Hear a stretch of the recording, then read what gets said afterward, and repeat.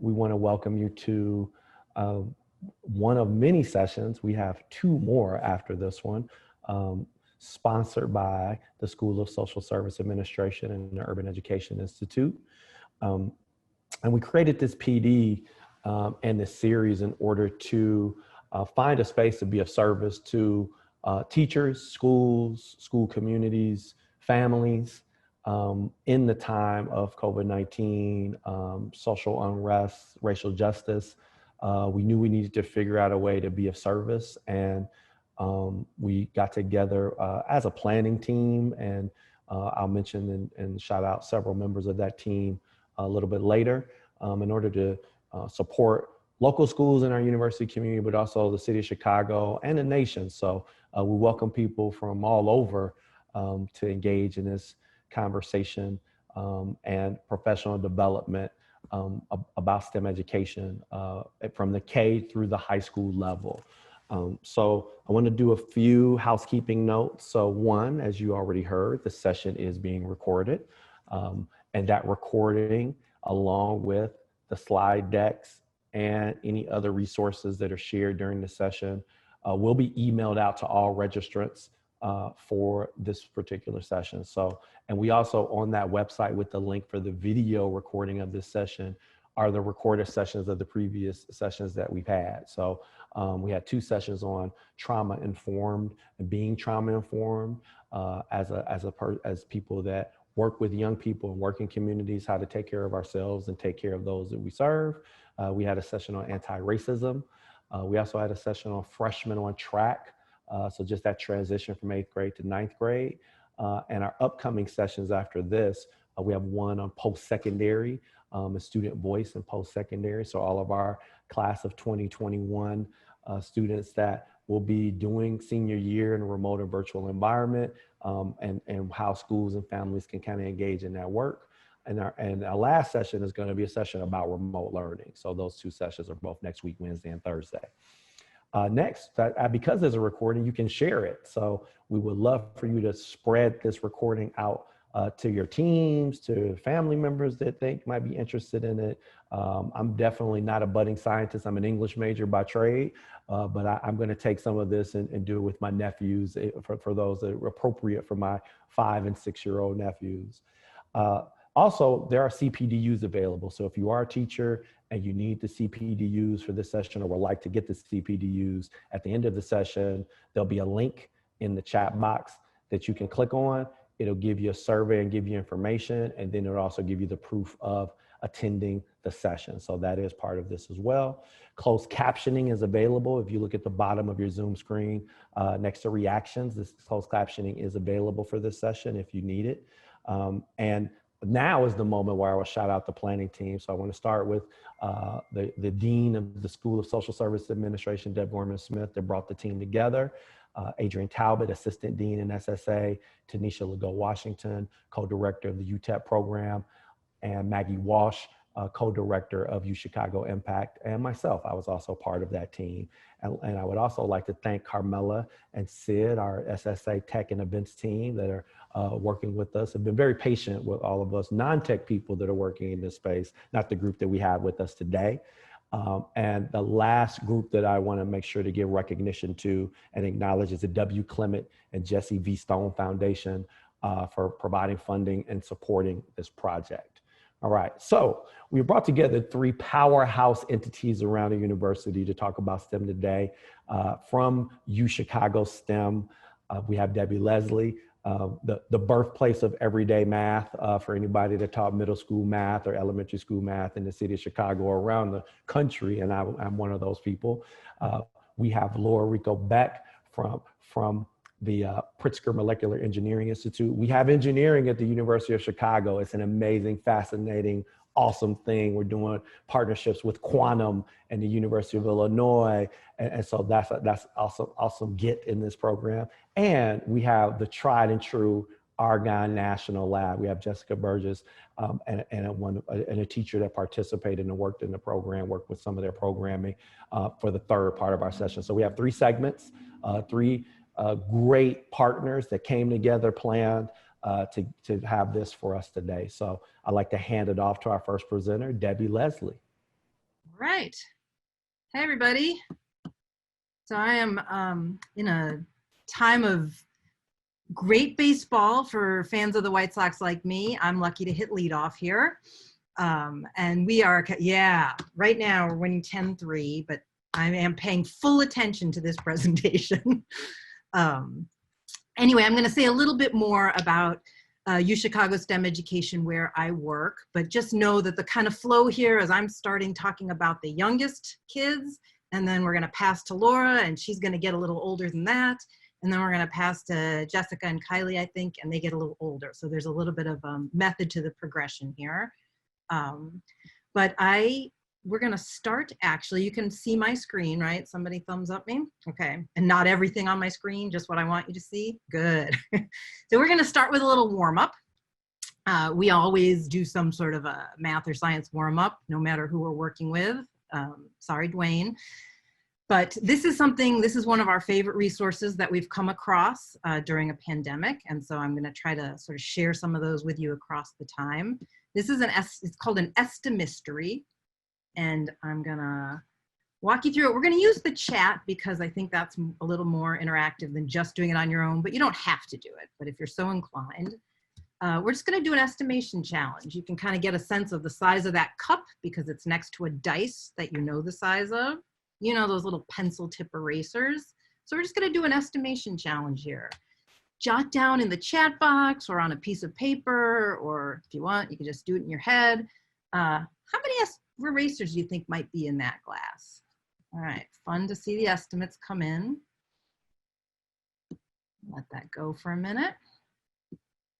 If you guys are watching the chat, you see it's a big range. So that always makes for a more interesting. I just saw the high, I think. 90. Lows in the maybe 30s. All right, because my time is limited and I don't want to tread on others, we're going to kind of move through this maybe more quickly than if you were, say, in 4th grade. But the big idea is I'm going to give you a few clues. They're going to appear on the screen, and you're going to use those to sort of zero in on your estimate. So you can change it, you can adjust it, as long as you're informed by these clues. So you wrote down your first estimate. Many of you did it in the chat, so that was great. Let's get the first clue here. So your answer is less than 100 and is a multiple of 7. So if anybody wants to adjust their estimate in the chat or on their own piece of paper, feel free to go ahead, or in their head.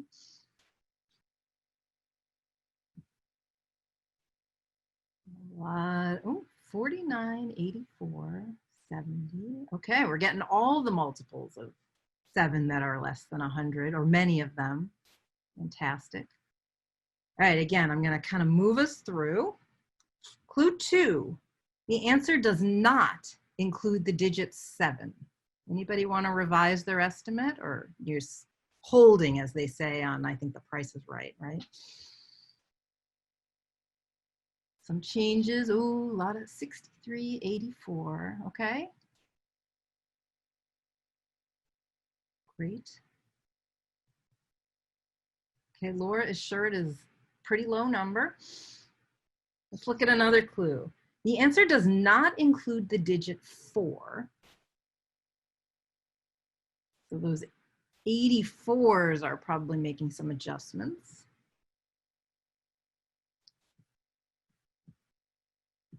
'56 is very popular right now.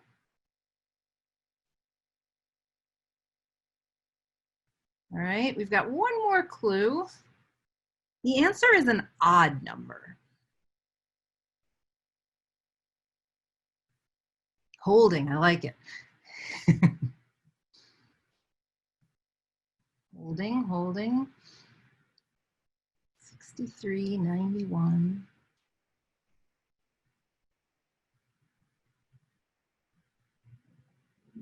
All right, my back of the envelope, sort of the mode here in the chat appears to be 63, but it is not the only answer here. We have some 91s as a holdout.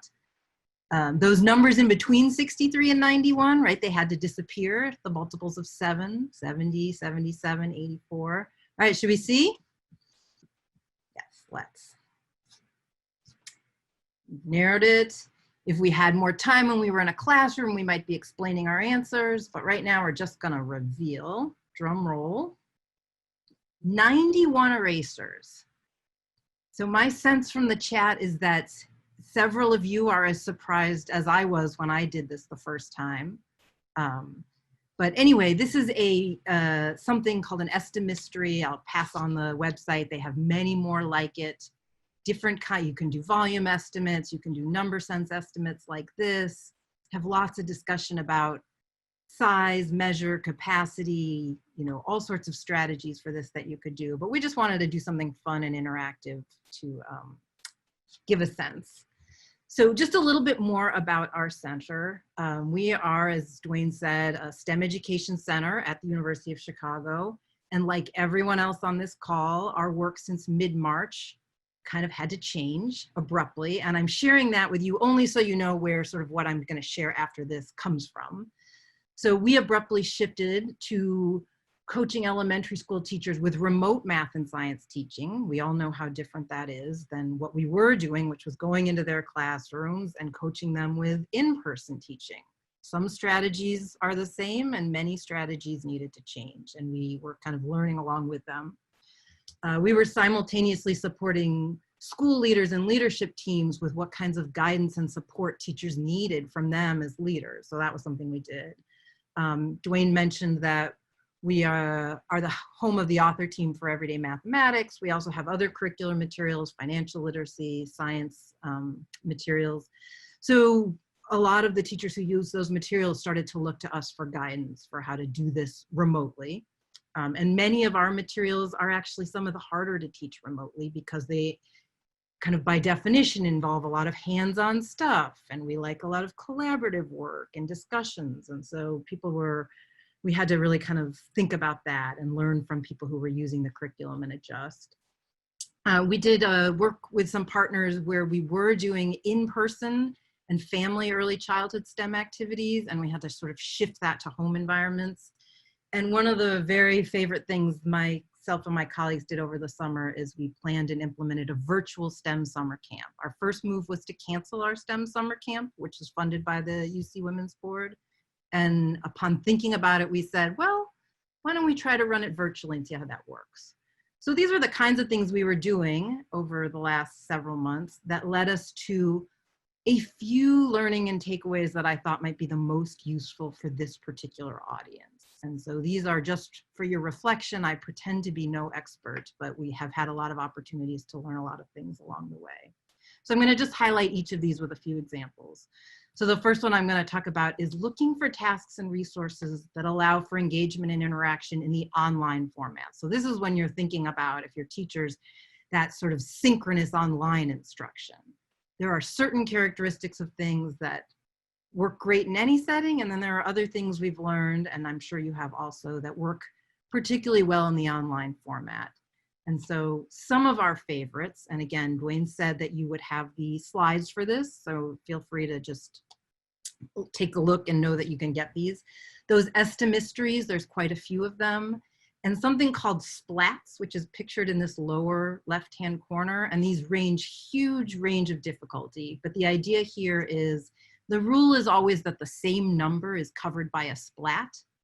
And so your job is to figure out what's under the splat based on the information you're given. So I kind of chose one that's mid-elementary school here that you might use. But kids love this, and you sort of, again, gradually reveal more information, and you can engage them in progressive thinking. We love which one doesn't belong. This is the bottom right. Images, these could be numbers, these could be shapes, these could be any number of things. And this website that I've listed here has such a great range and supply of these. We use them with first graders, and we use them with kindergartners, and we use them with grown-ups to equal success. But the idea here is we might say that this shaded triangle in the corner is the one that doesn't belong because it's shaded. We might say that this hexagon up in the upper right doesn't belong because it's the only one that's not a triangle. We might say that this upper left doesn't belong because it's the only one that's not sitting on a base. all kinds of thinking that can come out of this that's very open-ended and that kids can participate in, even if they're not in the same room. And that's what we're looking for. And then 3-act tasks, if you're not familiar with them, are essentially super engaging videos. One of my favorites is a jump rope competition, and you watch this person jump roping unbelievably fast for like 15 seconds. And you think about all the math that you might do with that sort of provocation. Like, is it how many turns? Is it a rate of turns? Is it what? Anyway, there's all sorts of things. And so this website gives a lot of those kinds of things. So these are just some of our favorites if you're looking for tasks that are particularly well suited, in our opinion, for elementary school students for kind of online engagement. Some of the things, if you're looking at your own tasks, that we've thought about might make them particularly effective are they all seem to have some sort of accessible and interesting visual, something we could all look at on the screen at the same time, but in different ways. You noted that that estimistry had sort of parallel and progressive thinking built in. And that seems to be an important factor here because we can't pace the same way we can in person. A lot of strategies are supported. You could estimate based on super complicated strategies or frankly trial and error and still have some sort of learning that comes out of that estimistry. And thinking about whether the participation requires eye contact or conversation, or whether that participation can be navigated through something like the chat, are things we've thought about. So those might be things to think about. I'm just going to keep moving so I don't take Laura's time. So another thing we've thought about is, how do you help kids with the asynchronous work that feels so important to do during remote learning, so that they're not always on a screen, so that it doesn't feel tedious the way we sometimes feel at the end of a long Zoom day. So one of the things we've tried to do is think about ways of giving families strategies for engaging in STEM in and around the house and away from screens. I'm going to share my personal favorite resource because it's one of my babies, which is, there's a website here, ucreadysetstem.com. And one of the things we shifted to in the spring was doing a lot of activities that we were giving to kids to do in schools and repurposing them for families. And so they are located on this website. There's just an example here of like making obstacle courses for your actual children or for their children's stuffed animals, and finding all the science and engineering and math in those courses. So there's a lot of resources on this site if that is something that you're interested in. Moving a little bit more. Another thing that we have found to be really important, and I'm sure you have also, is finding formats that provide enough structure that kids are staying in there and their families feel like they're going to school and they're learning stuff, but that also allow for the flexibility that families need, because this, as we all know, is super hard for families with young kids. So what I mean by that, as an example, is a lot of our teachers really liked playing with kind of weekly menu formats. Something that said, you got to do these 7 things or these 4 things or a bingo on this card or whatever it is, but they can be done in any order over the course of the week. And these are the must-dos and these are the may-dos, or do this one first and do this one second. We found that this helped when families needed to share computers, managing who got the computer to do what, and making sure somebody who didn't have the computer had something else to do. Providing choice, which we think is really important for buy-in, as kids are not having buy-in by just being in the room. And having some things like, I don't know if you can see how big this is, but having some things on menus that are maybe more shorter practice skills, that kind of thing, and then longer kind of project creative things. So menus give teachers and kids, I think, a way to give that structure and flexibility and some of that choice. Another thing I would say, the teacher in me and the person who works with teachers, is the planning load is sometimes a little more manageable. When you come up with a menu, you feel good about it for the week, you put it out there, and it's not 1 a.m. on Tuesday night and you're still planning for Wednesday. You've kind of put in the work in more concentrated loads. Oh, I appreciate looking at these things. And another thing that we found in this kind of format that is both structured and flexible is extended projects. So this is one that we did in our summer camp, around designing and engineering a recycled racer out of recycled materials. So this was something that everyone had the same goal. We knew what the learning goals for kids were about the engineering design process and certain sort of elementary physics topics.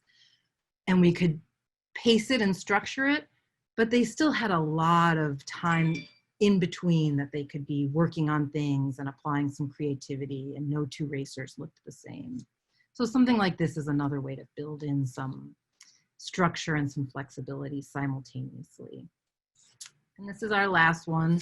And this we're seeing in a lot of the recommendations that are being put out by different organizations, is not to give up on rigor, as hard as that is in this environment. And so ways of doing that are many of the things I just showed you. You know, have menus that give different types of activities, and use extended projects, and use the kind of tasks that I shared early on.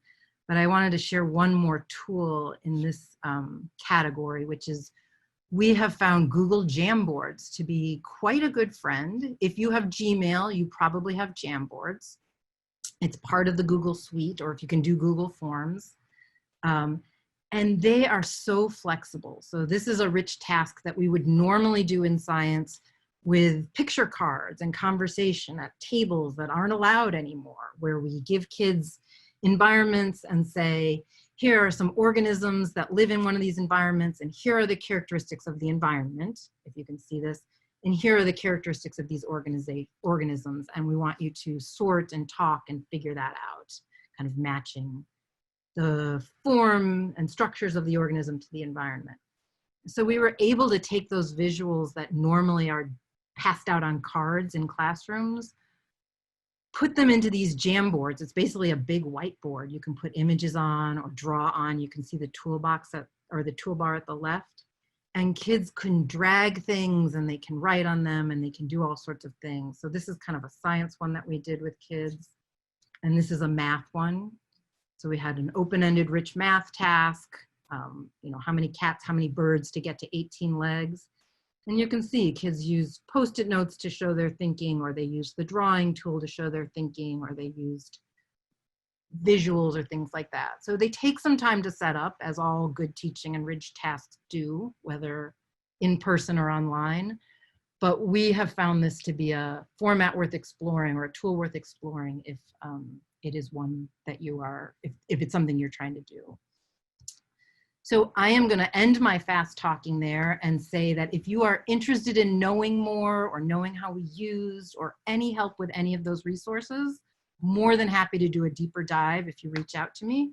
But I wanted to make sure I just stay in their time there. So those are some of our favorite elementary school and early childhood resources. And I will turn it over to you, Laura. But I have to stop sharing. Hold on. All right.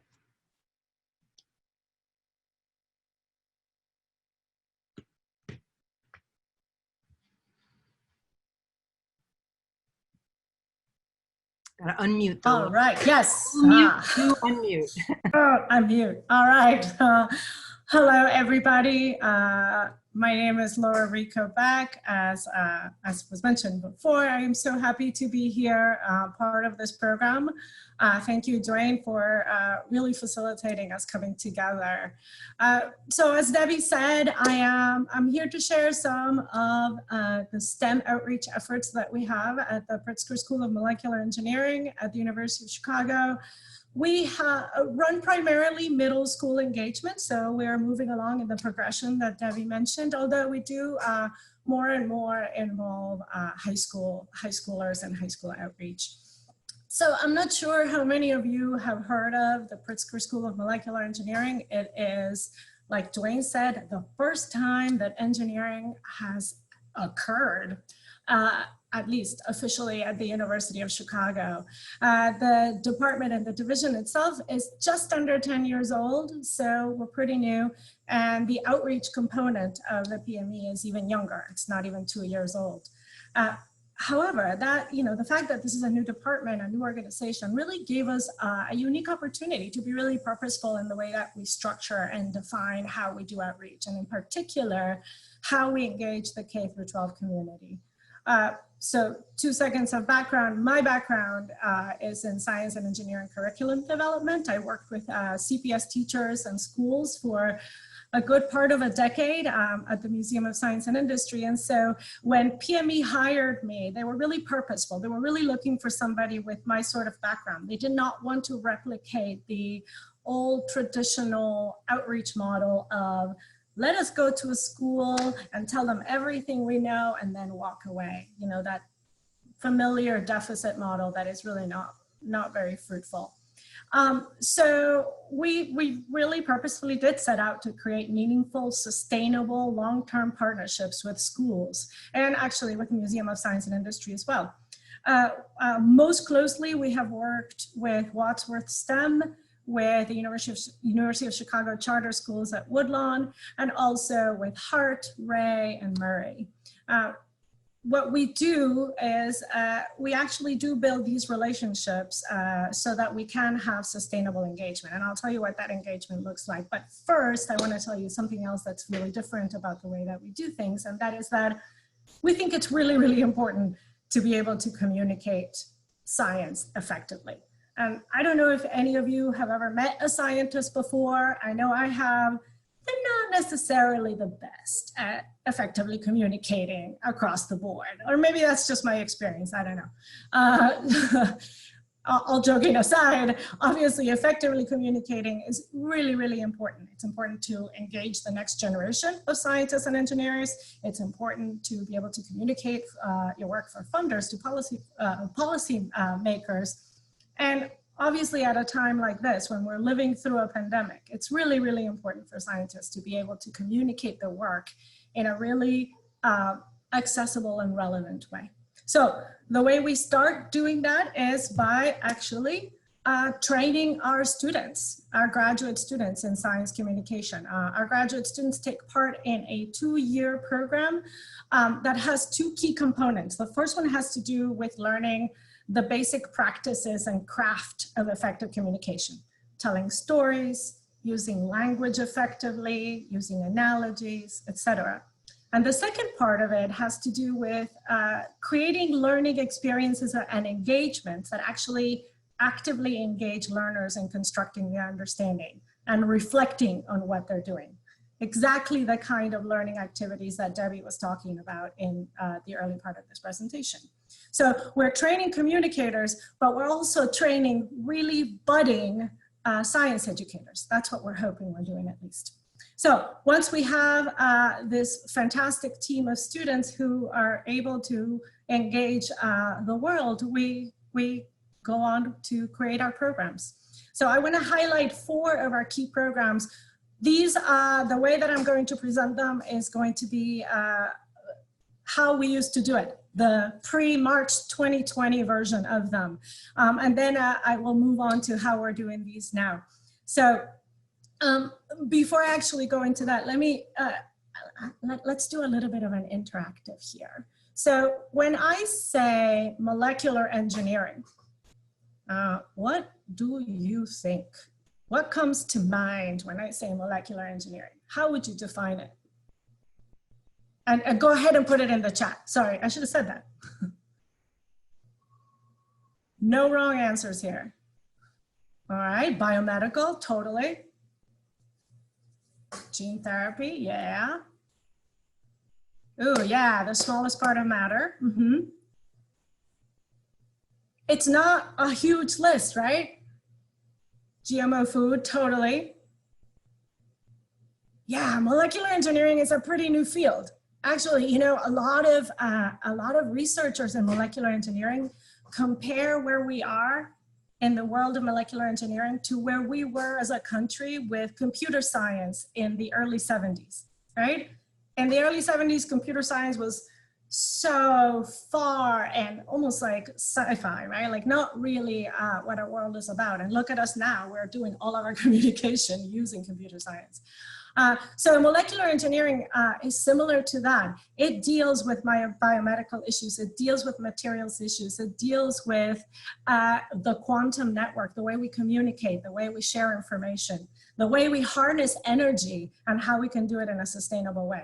So what I'm saying is that molecular engineering is really a problem-based field, a field that requires a variety of constituents, physicists, chemists, biologists, social scientists, to come together to solve problems. Now, those of you who are middle school teachers, that problem-based and phenomena-based approach sounds familiar. This is how the next generation science standards are organized, right? And that's exactly how the PME is organized as well. And so when we do go out and engage the world with the kind of research we're doing, it is a really natural connection to middle school and high school, actually K through 12, because it really is that phenomena-based and problem-based approach. So the junior science cafes are kind of our flagship engagement. And the way that this works is that we have graduate students who have been trained in science communication, and they go out to classrooms and lead students, middle school students, in a hands-on exploratory activity having to do in one way or another with their own research. So we have seen things like extracting DNA from a student who is researching a vaccine for cancer, or designing a really effective set of filters for somebody who is researching water purification. We have created polymers, we have bent light around corners, we have done all sorts of things that are middle school relevant and at the heart of the middle school curriculum, and tied to that high level research that graduate students are doing at the PME. So let me go to the next one. The No Small Matter Fair is an annual fair that we run, again, in person. At the PME, and that actually brings about between 3 to 5 schools and about 120 kids into campus, into the PME. They're there, they're doing hands-on experiments, they're visiting labs, they're actually having lunch with researchers and talking to them about what it's like to be a researcher, what it's like to be a scientist day in and day out. Beyond that, we also have career fairs. We go to schools and talk to kids about, not just talk to kids, honestly. We engage, as you can see, we engage in a really meaningful and relevant way with kids about what science is, what a science career looks like, what going to school for science and engineering is like. And this is one high school program that I also wanted to really show you all, is a partnership that we have with the After School Matters organization. We are super proud of this. It's a STEM lab internship. We have between 10 and 12 high school students from around the city coming to the PME to work in laboratories doing research. This was actually a pretty hard sell at the beginning for a lot of faculty, but students came through and did amazing work. They are actually doing college level research and then presenting that work and being part of a lab group in 6 weeks over the summer. Here we have really strong cohorts of students that work together and stay in that network of STEM focused and interesting students. They also form partnerships and mentorship relationships with faculty and graduate students. All right, so all of that obviously happens in person, and we are not in person right now. So what have we been doing in the meantime? The first thing that we did was actually really think through about which programs we could do virtually. The fair, the No Small Matter Fair, the research experiences really did not translate to a virtual environment. And it's a really difficult decision because I think one of our biggest lessons is to really think about what the goals of our programs are and whether those goals can really be achieved virtually. And not try to replicate what we were doing in person in a virtual environment, but to really rethink how we're doing what we're doing and be innovative. One thing we did was we started prototyping some virtual junior science cafes this summer. We worked with a Museum of Science and Industry, and we were able to lead some junior science cafes virtually. You can see that on the left. The left photo is the actual Zoom call for one of those cafes with the Museum of Science and Industry, like I said, and some summer camps and the Gallistel School. those were not the same as in person. However, it did allow students to really engage in the discourse of science. We shifted a little bit. We did hands-on demos. There were not necessarily, obviously, hands-on experiments because the students didn't have the materials, but we did really engage in very meaningful conversations about what they were observing, what they thought, and why they thought what they thought. So those were quite successful, and we are actually moving to a full schedule of virtual junior science cafes this fall. We have some scheduled already, and if any of you are interested in taking part in partnering with us to host some of those junior science cafes, and they don't necessarily need to be in your classroom. It can be in an after-school setting. It can be in a club. It can be in a variety of ways. I would be happy to talk to you about it. We're also creating a series of videos, and here we went back to sort of like a foundational, like what is science and what is engineering kind of lens. And we really are focusing on creating a set of videos that sort of show what the life of a scientist is like, what research is about, so that we can talk about the nature of science, why it is exciting, and why it is something that is worthwhile endeavor and a relevant endeavor. And then also we focus on the aspects of science and STEM in general that can become barriers for a lot of the students that we want to participate more in STEM fields. So things like, what is the role of failure in STEM? How do I enter into a STEM environment when I feel that I am the only person that comes from my background or looks the way that I look?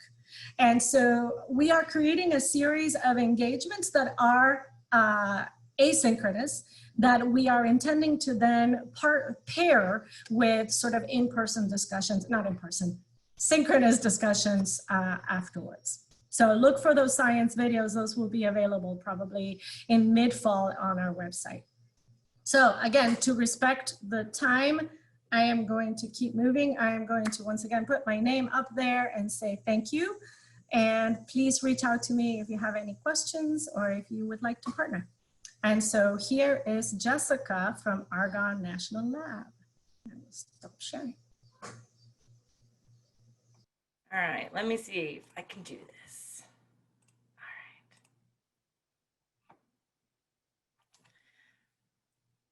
All right. Okay, so hi everyone. My name is Jessica Burgess. I am the Education Outreach Lead at ARGONNE National Laboratory. I have with me today Kylie, who's going to talk about, she's a career coordinator at Maine East High School and was part of one of our pilot programs actually that we tried in the spring. And she'll talk about her experience with that because we're going to do a kind of a similar version of that coming in the fall. And so she'll be able to share her perspective. You may be wondering a little bit why ARGONNE National Laboratory is on this call. And so I want to give a little bit of a background here. So ARGONNE National Laboratory is a Department of Energy national lab. There are 17 of them in the country. We're very lucky in Illinois. We have 2.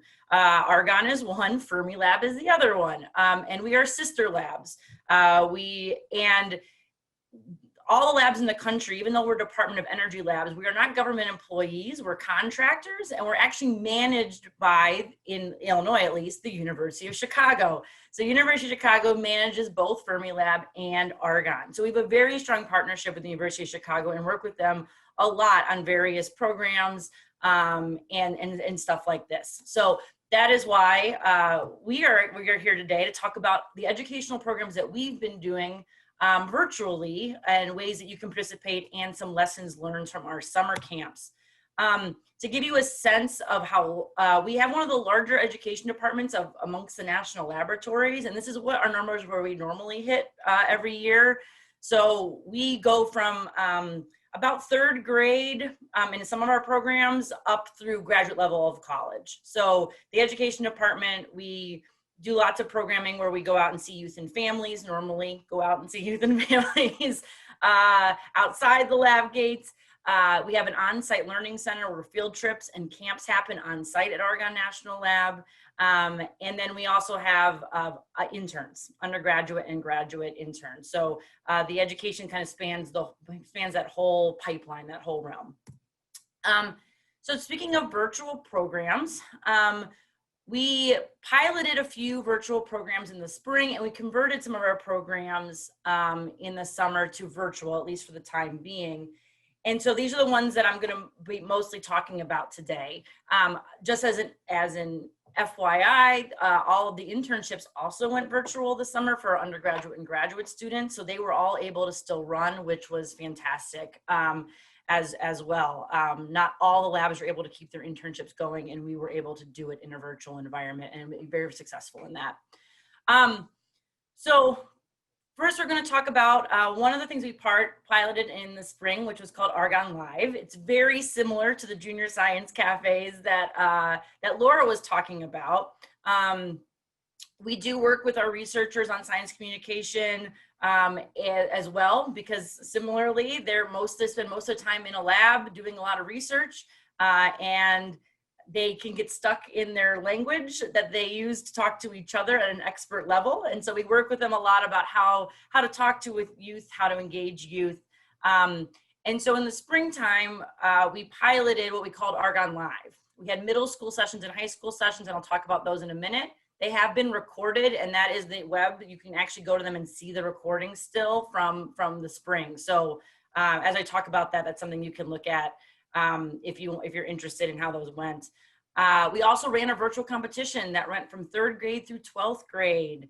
And we started sending out a monthly education e-newsletter that contains an article written, a research article from the lab, like a news article rewritten for an 8th grade reading level, along with a spotlight article about an ARGONNE employee who works in the similar field as the news article, and then at-home activities that not only could you do at home, but you could take them as teachers, right, and give them to students, and they can do these at-home activities.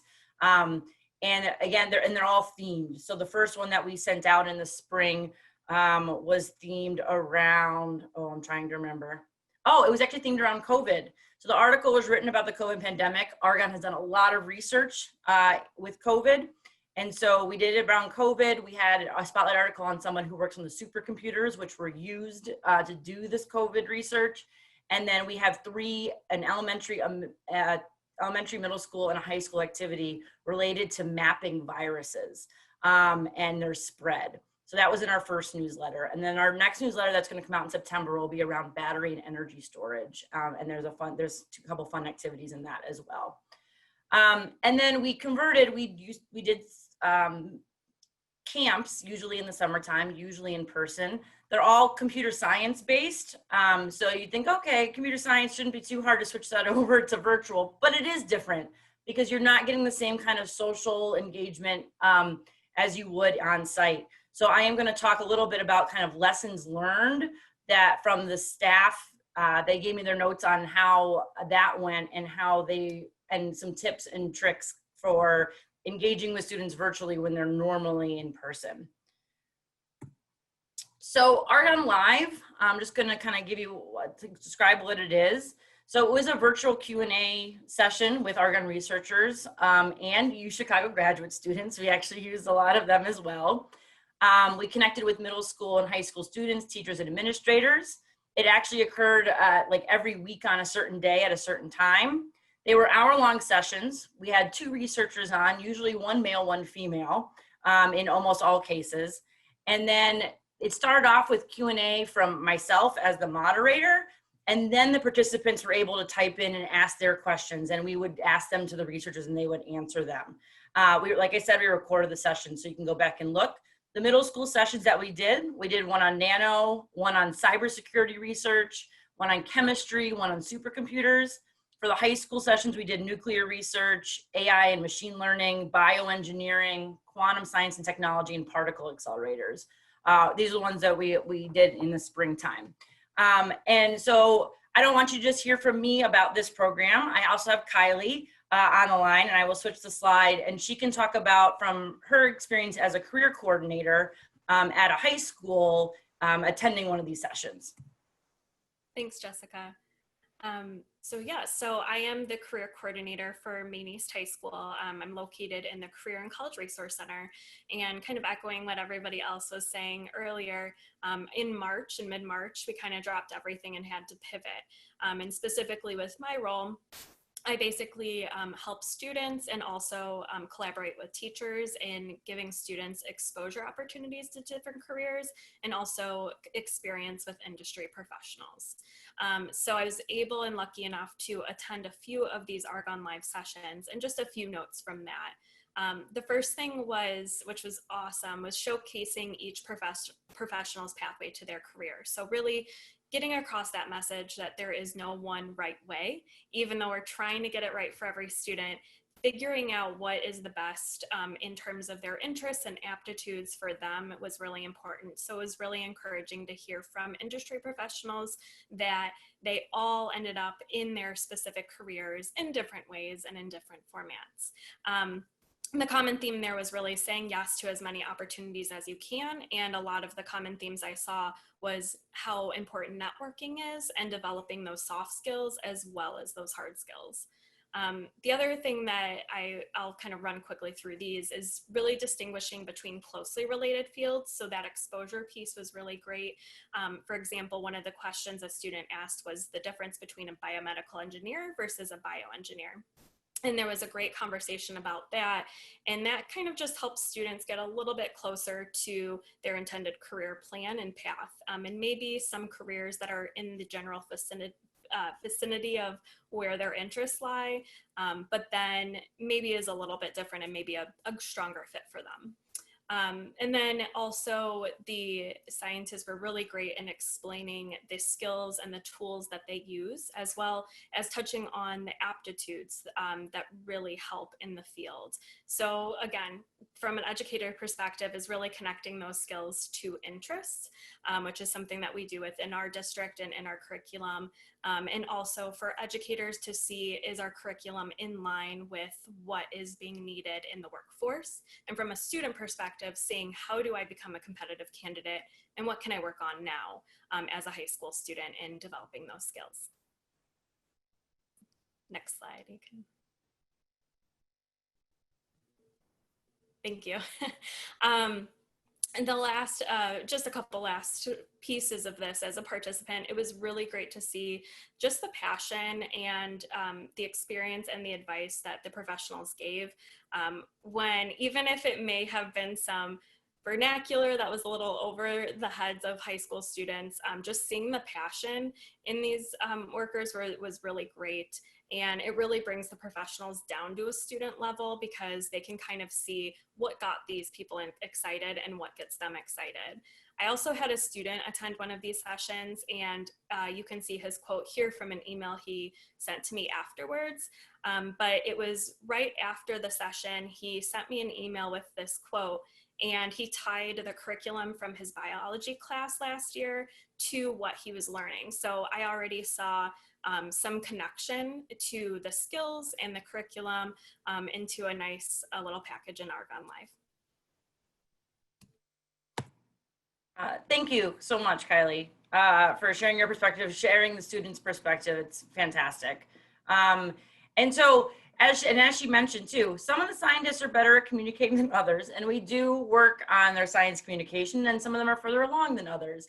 And if you watch the recorded ARGONNE Lives, you will see that. You will notice which ones have gone through a lot of our communication training and those that have maybe only attended one session so far. But their main job is to do research, and so we work within their schedule to try to get them to be really awesome science communicators, and they want to, and they're trying their best to learn how to best communicate. So what we're looking at doing for the fall, because everybody's schedules are very different and varied, we're looking at doing 30-minute sessions with a single researcher. And what we're going to do is we're sending out an email to all of our researchers who love participating in these education programs. We have a large list of them. And this also goes out to UCHICAC graduate students as well, who are signed up for our list. But the scientists will tell us when their availability is. And then we're going to make a sign-up form for teachers where you can automatically go in. We're using the program CVent. You can go in and you can pick the 30-minute time slot that works for you. And it'll have a topic. list what the topic is for that 30-minute slot. And you'll sure have someone who's available at that time, because we're getting the scientist schedules first, so that the slots that are open are ones that we all know we have a committed scientist to be able to be at. And so you'll be able to go in and pick whatever 30-minute session works the best for you. And then you'll receive information about your researcher ahead of time, in case you wanted to have the students prepare questions before they get on. With only 30 minutes, that we found that makes things a lot better if the students can prepare some questions before the researchers get on. But then there'll also be someone like me or somebody from my team who will help moderate the conversation as well. Because like Kylie said, one of those biggest things was talking to them about, like, what were they like in middle school? What were you like in high school? Did you know you wanted to be a material scientist? And that's not always questions that we get from the students. And so we want to kind of start that conversation so that you can see most of these researchers had no idea this is what they wanted to do until they ended up in these fields. So I have the first poll question, which I have actually never done. I'm so excited to do a poll question. And so it's going to pop up on your screen with actual multiple choice answers.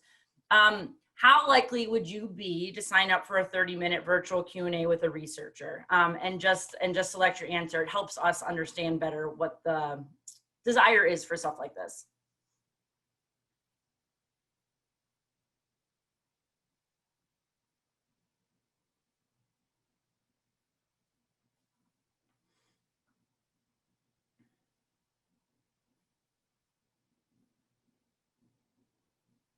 Okay, great. And yeah, and then I don't know if can we do chat questions at the same time, or doing a polling question? Great. Okay, so if you have already submitted your answer for the poll question, the next question, and let's see if I can get to it. Here we go, is a chat question. What STEM topics or careers would you be most interested in hearing about? Again, really, really important for us as we schedule these. So if you can type those in the chat box, that would be super helpful for me to make sure that I cover all those areas when I'm getting requests for the scientists.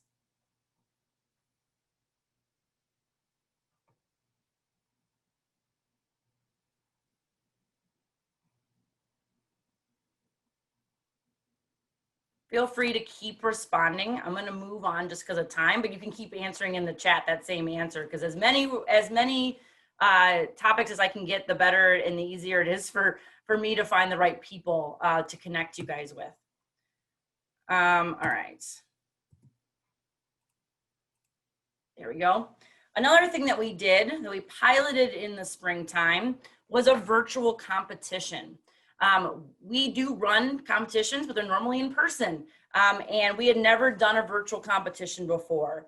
But what was really important to us was to find a way that students could still do hands-on science and engineering at their homes in a virtual environment with things they could find at their home, that they wouldn't have to go out and buy stuff. So in the spring, we test ran a virtual competition with relatives of Argonne employees' kids. And the reason for that was to keep it as a small cohort, and so we can get feedback to make it better for the future. It is an individual student competition. So it doesn't have to be a school team that signs up. We had 3 grade brackets, which we'll do again. So 3rd through 5th, 6th through 8th, and 9th through 12th. And then there were 1st, 2nd, and 3rd place winners in each of those brackets. It was a 4-week-long program. On average, the students reported that they maybe needed to spend about 2 hours a week outside of school time to complete the challenges. So it wasn't a huge time suck for the students to be able to complete everything. And what we did was week 1, we did friction-related math problems, and those uncovered the topic of the competition. So it was a surprise topic. For elementary school, the word that they uncovered was friction. For middle school and high school was tribology. And tribology is the study of friction, lubricants, and it is an area of research at Argonne. So that's why we chose that topic. Weeks 2 and 3 were science experiments that they would do exploring different factors that affect friction. And when I say that they don't need to have specific items, the idea was that, like, for example, one of the science experiments that like the middle school students did or the elementary school students did said, okay, you need to make a ramp. You can make it out, and he's just made out of a flat item. It could be a cookie sheet, a board, a shelf, anything you can find that's flat. And then one of the other things that, talked about, like, you need to find a lubricant, anything in your house that could work as a lubricant, water, oil, whatever. So that, again, we weren't having to say, like, you need to have these specific items in order to do this. It was as open-ended as it could be for them to select the items and be able to do the experiments without ever having to buy any products. And then the fourth week, they actually used the knowledge they gained from the two science experiments the science experiments from the weeks before, and they completed an engineering design task. And they were different for elementary, middle, and high school. So we're looking at running another one of these again. So based on this information that I just gave you about this competition, I have my second polling question, which I'll pop up on your screen, is if we run another virtual competition similar to the one I just described, how likely would you be to pass on the opportunity to your students?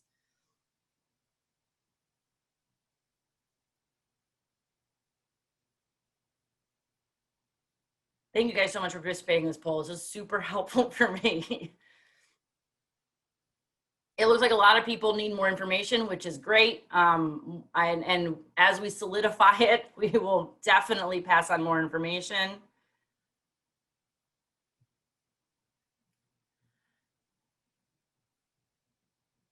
Wonderful. Okay, I'm gonna keep moving. You can keep answering the poll question.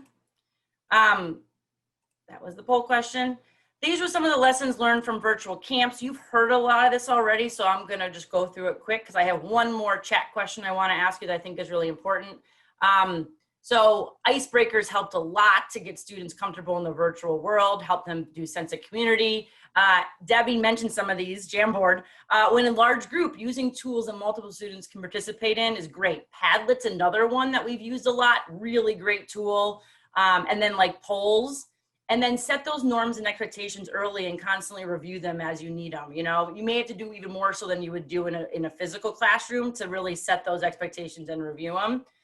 And then the other things they learned from camps, shuffle small groups so students can talk to others, have a central location where they can get all their information, provide opportunities to share ideas, chats, not all people are comfortable on mic, and then give students space to work, time to work where they're not in the room, right? Where they could come back. And I've seen a lot of this right now with the e-learning, right? We have the synchronous and then the asynchronous, right? And you can kind of come back, so very, very similar. But this was stuff that the camp team shared with me was really, really big lessons they learned over the summer about moving their camps virtual. So the last question I just want to ask you guys, because I think this would be great for any of us on this call, is what programs or supports would you like to see from an informal education organization to help supplement STEM learning for your students? It's kind of a loaded question, but I think it could be very helpful for all of us on this call. If you guys have ideas of things that you would like to see from organizations like us that could really help supplement your STEM learning for your students. And that's all I got. That's my, I hit right on 4:30.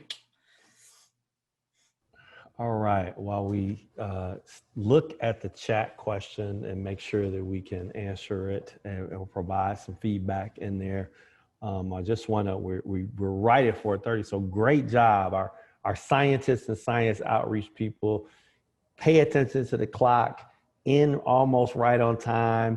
That is awesome. So one, I just want to thank all of our panelists. I want to thank UChicago STEM, PME, ARGONNE. I want to thank a teacher, somebody jumping in that spent time in summer teachers. Kylie, thank you for being here with us today and sharing your experience and your feedback. For me, my overall reflection, and you also see in the chat, the form in order to get the CPDU credit is there. So if you need that credit, you can definitely fill out that form. And we will also be sending out an evaluation to everybody that registered and attended the session to get that feedback as well.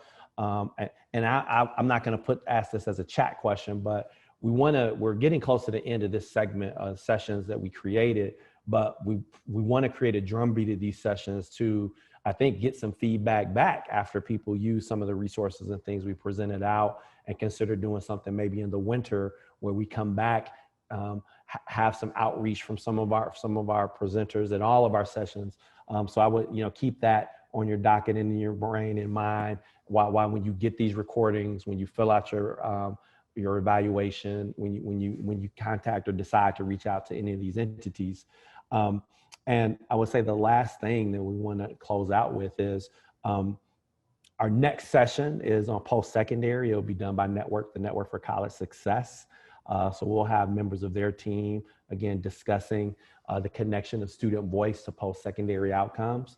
And selfishly, as a parent of a rising high school senior in CPS, I'm very interested. I'm hosting that as the MC in that one as well, but I'll also be taking notes, because that connection of how a parent and a family navigates that process while we're doing this remote, when some of that work would be happening in the school space, is going to be something I think we all need to connect to. And one last thing I'll flag as well, we are also creating a set of sessions that will focus on families directly and community engagement in that way. We're in the process of planning and getting those together to present out. So please just stay tuned to the website where you're going to get the link to the video recording of this session. Again, you'll get also copies of all of the decks in that session. And I tried to make sure if anybody mentioned a link or put a link to their website, to that organization, I put it in the chat so you could get to those links if you needed them immediately. We're going to now sign off. Please stay safe, stay healthy, and we hope to see everybody, or spread the word, share these recordings, and engage with our other sessions, and communicate out any questions or concerns or challenges that you might need, because we're here to help and be a resource in this time. Thank you all very much, and you have a great rest of the day.